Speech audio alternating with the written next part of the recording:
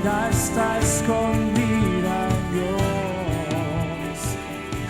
Muchísimas gracias por continuar con nosotros. Seguimos aquí en el campus de un proyecto de fe con la serie Preparados para la Depresión. La cuarta causa, un mundo caído. La tristeza es algo natural. Viene, simple y llanamente nacemos con ella. Cuando el niño nace, grita, sus pulmones se disparan, el sistema inmunológico trata de levantarse para enfrentar todos los males de afuera. No puede el bebé. Cuando la madre amamanta el bebé, entonces le suministra esa energía y esa gracia, y entre ambos se preparan para combatir las bacterias y los males de afuera. Obra de Dios, con razón de causa, misericordia de Dios, porque Dios en su ira te acuerda de su misericordia, y ahí se va desarrollando esa criatura, y a cierta edad el cráneo comienza a formarse y luego a cerrarse. ¡Wow! Esto es maravilloso realmente, pero esfuerzo tras esfuerzo, sufrimiento tras sufrimiento, hasta que se va haciendo fuerte, camina, pero luego de tantos tropezones y de tantas caídas, se va haciendo fuerte y va luchando. Bueno, después que se adquiere conciencia, entonces hay que instruir que la felicidad no es algo natural, que la alegría no es algo natural, que todo esto se cultiva, que lo que es natural es el quebranto, lo que es natural es la depresión, es la tristeza. De ahí el imperativo bíblico, está siempre gozoso. Si es un imperativo, eso quiere decir que necesitamos que se nos ordene precisamente que seamos felices, que estemos contentos, que tengamos la gracia de la satisfacción en medio de la pobreza y en medio también de la abundancia. Y todo esto se originó en Edén, cuando el hombre desobedeció, cuando el hombre pecó. Y entonces Dios maldijo a la mujer, Dios maldijo al hombre y Dios maldijo la tierra. No vamos a hablar ahora de manera exegética o de manera teológica acerca del pecado federal de Adán.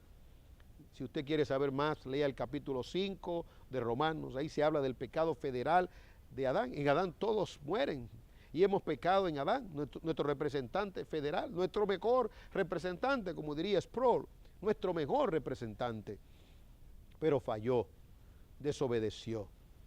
Fue un pecado cósmico, un pecado universal. Afectó todo, todo absolutamente. Se le llama esto también la gran rebelión. Sí, la gran rebelión. Hay cosas que se ven y hay cosas que no se ven. Hay cosas que están escritas y cosas que no están escritas. Las cosas que están escritas son las cosas que nosotros necesitamos saber. El hombre pecó, Dios maldijo a la tierra, Dios maldijo a la mujer, Dios maldijo al hombre, Dios maldijo la serpiente, y esta es la realidad en la cual nosotros vivimos. Y debo observar algo, no hay reversa. No hay para atrás, no, esto continúa. La realidad de este mundo caído en el cual vivimos se observa en la tierra. La tierra tiene que ser cultivada, la tierra tiene que ser tratada. Usted ve, la maleza surge de manera espontánea. Para usted poder sembrar, tiene que preparar la tierra. Esta verdad se observa también en la vida del hombre. El hombre tiene que ser medicado, en todo el sentido de la palabra. El hombre emocionalmente tiene que prepararse y el hombre tiene espiritualmente que buscar su salvación. En otras palabras, Dios lo ha colocado con una voluntad, y bajo el concepto de esa voluntad, él debe dirigirse a lograr lo mejor, y lo mejor de todo esto es la salvación. Y con el paquete de la salvación, entonces, mirar hacia el final, donde cuando lleguemos al tiempo de la plenitud, todo se va a revertir. Sí, allí sí, el paraíso perdido entonces será paraíso recobrado. Pero hablemos un poco acerca de este asunto tan importante del mundo caído en el cual vivimos. Bueno, algunos científicos hablan acerca de la tierra, ¿verdad? Y coinciden precisamente con la verdad de Dios. Otros de manera empírica y romántica, pues dicen que vendrá un mundo mejor sin Dios, lógicamente. Algunos dicen que el hombre destruirá la tierra, que será el mismo hombre quien destruirá la tierra. Lo importante es saber, no lo que dice la NASA, no, ni los grandes laboratorios de Inglaterra o de Alemania o de Rusia, no, sino que contempla, qué dice la palabra de Dios. Esto es importante. Cuando sabemos esto, la mitad del pleito, por así decirlo, en cuanto a la vida, está ganado, ¿verdad? Cuando tenemos la conciencia de la verdad verdadera. Bueno, si usted tiene una Biblia, usted va a descubrir una verdad científica extraordinaria. Se encuentra en el capítulo 8 de Romanos. Por favor, vaya conmigo. Y lentamente vamos a leer y vamos a dar algunas explicaciones con relación al capítulo 8, versículo 18 de Romanos, en adelante. ¿Ya tiene el pasaje? Pues leamos juntos. Pues considero que los sufrimientos de este tiempo presente no son dignos de ser comparados con la gloria que nos ha de ser revelada. Deténgase un momentito aquí. Está hablando aquí de que lo que viene no se puede contrastar con lo que está. No hay forma. Es decir, lo que viene es tan glorioso que la aflicción que usted pueda tener en este mundo, si usted es un cristiano, un hijo de Dios, si ha entregado su vida al Señor Jesucristo, no se puede comparar. La aflicción, la enfermedad, lo que sea, no se puede comparar con la gloria que será revelada. Está hablando de una realidad de miseria en el tiempo presente y una promesa maravillosa futura. La realidad es que aquí tendremos aflicción, que aquí tenemos sufrimientos. Dice el texto, los sufrimientos de este tiempo presente. Ya Pedro habló de un poco de tiempo en aflicción. Pablo dice, de este tiempo presente, no son dignos, wow, qué expresión, no son dignos de ser comparados. Es decir, que si usted lo pone en una balanza, no puede. No puede, ¿por qué? Porque es que la balanza no aguanta la gloria venidera. Es decir, es más, el beneficio es mucho más. ¿Tiene cáncer? ¿Usted tiene cáncer? Oh Dios, yo sé que este programa lo están viendo en clínicas. Hemos sido informados que hay clínicas que ven este programa, hospitales que ven. Hay personas que trabajan en la seguridad de hospitales que ven este programa a la hora que se transmite. ¿O queremos ser sensibles? Usted que está viendo el programa y le han diagnosticado cáncer, o usted que ya tiene cáncer y ahora le ha dicho metástasis, o leucemia, o alguna otra enfermedad terrible. Oh Dios, aquí hay una promesa bendita para usted. Yo sé que usted se aferra a la vida, sé que quiere vivir y eso es natural, eso es un instinto de Dios, Dios lo ha puesto. Pablo dijo, yo quiero vivir por amor al reino. Usualmente el hombre quiere vivir por amor a su familia, quiere ver a sus nietos, quiere ver a sus hijos crecer, quiere ver a su esposo envejecer de forma conjunta, o a su esposa, sí, todo eso. Quiere cubrir todos los ciclos de la vida hasta llegar a la vejez y morir hasta de vejez. Pero ahora ha venido un trauma, una realidad. Oh, si usted no ha entregado su vida a Cristo, eso es lo primero. El seguro de vida es Jesucristo, quien perdona, quien limpia de todo pecado y que da una promesa gloriosa. El que cree en mí, aunque esté muerto, vivirá. El que cree en mí tiene vida eterna, ahora, en tiempo presente. Ahora observe usted la promesa que da Dios aquí para usted. Esa aflicción, ese cáncer con metástasis, esa tragedia, esa pérdida, ¿qué más? Esa bancarrota en el negocio, esa desilusión. Si usted está en Dios a través de Cristo, entonces no se puede comparar con la gloria que ha de ser revelada. Esa es la primera verdad que encontramos en el pasaje. Ahora observe usted el panorama que presenta Pablo con relación a la humanidad y al cosmos. Algunas personas intentan demarcar el cosmos, lo físico con lo espiritual. Dicen algunos, mire, usted se queda con su religión y su iglesia y nosotros con la ciencia. Y siempre hemos dicho, le vamos a dar lo más a usted y nos vamos a quedar con lo menos. Usted no sabe que la ciencia es de Dios y que no hay una cosa que adore más a Dios que la ciencia, la verdadera ciencia. La ciencia no es antagónica a la verdad de Dios. La tierra fue creada para ser habitada, sí, fue creada por Dios para ser habitada, declaración científica. Varón y hembra los creó, declaración científica. Gloria de Dios es encubrir un asunto, honra del rey es escudriñarlo. El deseo de búsqueda, de descubrir cosas en el corazón, lo pone Dios y Dios es honrado. Con esto, Dios es amante. del saber y quiere que sus hijos también sean amantes de la ciencia y de los saberes. Es decir, que Pablo, sin tener un título de médico, de científico, pero teniendo el Espíritu de Dios, da una declaración científica aún en su tiempo. Por favor, preste atención. Dice, porque el anhelo profundo de la creación, ¿usted sabe lo que es la creación? Aquí no está hablando de cosas espirituales, aquí está hablando de tierra, aquí está hablando de materia, aquí está hablando no solamente de árboles, de flores, de mares, de ríos, no está hablando de gravedad solamente, está hablando de ser humano, de sangre, de cuerpo, de alma, de cabello, de mano, de piernas. Está hablando de cosas físicas y concretas. Dice la creación, dice porque el anhelo profundo de la creación es aguardar ansiosamente la revelación de los hijos de Dios. En otras palabras, el aspecto del cosmos o la parte física no se separa de la promesa de Dios para su pueblo. De hecho, dice la Biblia, los hijos de Dios heredarán la tierra. Y en el Sermón del Monte se señala lo mismo. Versículo 20. Porque la creación fue sometida a vanidad. Y ahora, usted que se anda preguntando y el porqué de la vejez, de las arrugas, y el hombre loco, desquiciado por revertir la vejez con pomadas, medicamentos, cirugía. No hay manera. Cuando el cuerpo comienza a perder su fuerza y hay decadencia por todo lugar y la tierra comienza también a debilitarse y también el hecho de que todo aquí es efímero, pasajero, como dijo el pensador, el sabio Salomón, aquí todo es vanidad. Dice el texto, porque la creación fue sometida a vanidad. Y aquí hay un detalle importante.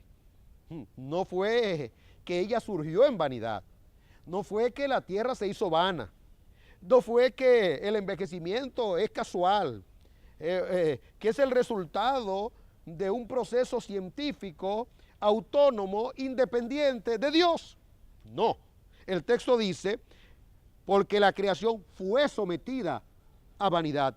Pero mire usted que Pablo aclara el asunto cuando dice, no de su propia voluntad, atribuyéndole personalidad a la creación. Dice, no de su propia voluntad. Aquí Pablo está dando en la diana al argumento científico, específicamente de Darwin y de los pensadores, de una creación, o no una creación, una evolución espontánea. Pablo dice, no hay tal cosa como una evolución espontánea. Phillips bien dice, el doctor Phillips, abogado, dice en su libro acerca de la evolución de Darwin, ¿verdad? De eso mismo, que es una mera teoría. Dice él precisamente, la gran diferencia entre Darwin y lo que creemos en Dios es que no hay tal cosa como una evolución espontánea, sino que hay una mano detrás de todo lo que se mueve en esta tierra. Dice el texto, no de su propia voluntad. Subráyelo una y otra vez. No de su propia voluntad, sino por causa de aquel que la sometió. ¿Y quién fue que la sometió? La sometió el Creador. Es decir, que cuando Dios maldijo la tierra, la maldijo en vanidad. Cuando Dios creó todo esto es para que perdurara. Algo pasó, claro que algo pasó. La palabra de Dios, la palabra del justo Dios, condenando la tierra, fue sometida a vanidad. Cuando usted vea que le lleguen las arrugas, dígaselo a usted mismo, es fruto del pecado, es fruto de la maldición de Dios. Cuando la tierra no dé su fruto, es fruto de la maldición de Dios. Cuando haya tristeza, cuando haya depresión, cuando haya frustración, es fruto de eso mismo también. Pero de igual forma, la maldad imperante es fruto de esa misma maldición, porque lo que brota del corazón humano es maldad. La bondad es un resultado de la gracia de Dios. Toda obra de bondad, toda acción de bondad, dentro y fuera del pueblo de Dios, es una muestra de la gracia y de la misericordia de Dios. Por eso le adoramos. Si tal cosa no existiera, no hubiese adoración. La adoración viene porque precisamente esas bondades vienen como resultado de la gracia de Dios. Dice, por causa de aquel que la sometió. Ahora, vamos a subrayar, por favor. ¿En qué? En la esperanza. En otras palabras, maravilloso esto. Ese juicio de Dios de maldición conllevó también una expresión de misericordia. Usted ha leído capítulo 3 de Génesis. Así como Dios condenó al hombre y maldijo a la tierra, también le abrió una puerta de misericordia. La serpiente será herida. Ella va a parir, sí, pero de ella va a surgir alguien que va a destruir esa serpiente y por ende al pecado. En otras palabras, Dios dio una puerta de gracia y de misericordia. Aquí Pablo dice, sí, la creación fue sujetada, fue sometida a vanidad, pero Dios en su gracia y su amor, entonces abre una puerta de esperanza. ¿Qué más dice? Versículo 21.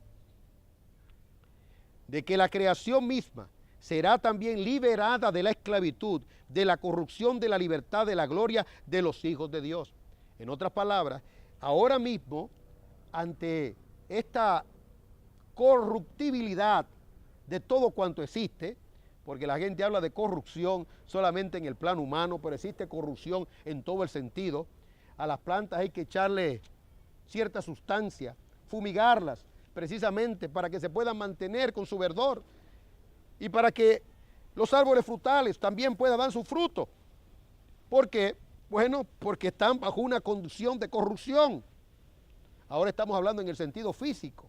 El desgaste físico es una manifestación de corrupción y el desgaste emocional por igual, y del alma y de la mente. Y ya cuando entramos a asuntos morales, pecaminosos, entonces decimos, es una persona corrupta o es una persona inmoral. Sí, lo es porque por su inherencia. Ahora tiene que hacer un esfuerzo para no hacer todo lo malo que bien quisiera hacer. Y aquí Pablo dice, esto forma parte de la esclavitud. Es decir, que quien sometió todo esto a esclavitud fue Dios mismo. ¿Y cómo lo hace? Dándole licencia al diablo. Le permitió al diablo eso como parte de su juicio. Pero algo maravilloso. La esperanza de Dios entonces implica que la creación, igual que el hombre que busca de Dios, va a ser la creación liberada y el hombre también, dice la Biblia, de que la creación misma será también liberada de la esclavitud de la corrupción a la libertad de la gloria de los hijos de Dios. Eso es lo maravilloso, a la gloria de los hijos de Dios, en un lugar donde los años no se cuentan, en un lugar donde no hay envejecimiento, donde no existe pecado, donde todo es paz y gozo. Ya no habrá tristeza, ya no habrá esfuerzo para ser feliz, será natural la felicidad y la tristeza no existirá. ¿Por qué? Simple y llanamente por una transformación gloriosa. Pero sabemos que en estos momentos, dice el versículo 22, pero sabemos que la creación entera aún gime y sufre dolores de parto hasta ahora. Y no solo ella, sino que también nosotros mismos, que tenemos las primicias del Espíritu, aún nosotros mismos gemimos en nuestro interior, aguardando ansiosamente la adopción como hijos, la redención de nuestro cuerpo. Finalmente, porque en esperanza hemos sido salvos. Pero la esperanza que se ve no es esperanza. Pues, ¿por qué esperar lo que uno ve? Pero si esperamos lo que no vemos, con paciencia lo aguardamos. Ya seguiremos hablando de este tema tan fascinante. Cuando retornemos, nos iremos a segunda carta a los Corintios y veremos cómo Pablo manejó este asunto en lo relacionado con su vida y su ministerio. Bueno, para tener éxito, ¿verdad? Porque los siervos de Dios también son inclinados a la tristeza, son inclinados a la depresión. Ahora, ¿cómo los siervos de Dios, los ministros de Dios, manejan esta condición que es resultado no más que de la caída del hombre, del pecado del hombre? No se mueva, quédese ahí, retornamos en breve para seguir hablando de cosas sencillas. Él ha limpiado mi maldad y ha redimido por su amor eternamente, eternamente.